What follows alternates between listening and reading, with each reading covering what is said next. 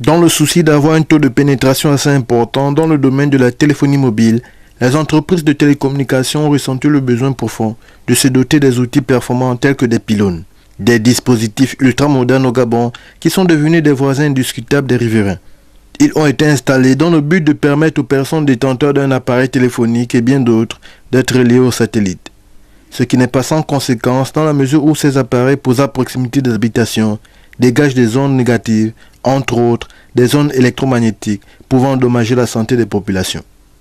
Ajoutez à cela le bruit des groupes électrogènes qui de jour comme de nuit ne facilitent pas la tranquillité du voisinage. Depuis longtemps, on connaît l'impact des lignes à haute tension qui faisaient la une des journaux il y a quelques décennies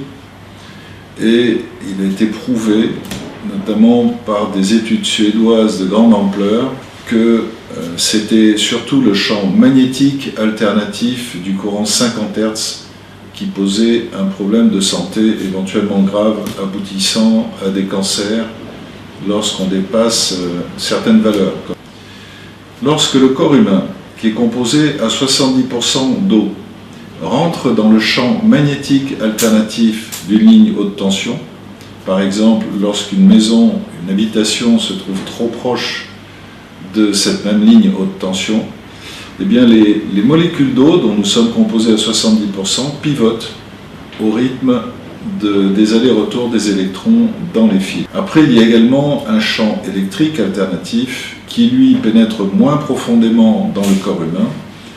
qui a des effets moins délétères, c'est-à-dire que c'est plutôt le champ magnétique alternatif,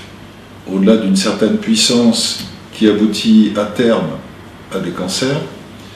La pollution électrique, elle, est plus ou moins écrantée par la peau, mais elle occasionne des insomnies, de la nervosité et des dérèglements de notre corps énergie. Il a signalé qu'au cours d'un conseil de ministres, les autorités avaient pris la mesure interdisant l'installation pure et simple des pylônes en zone rurale.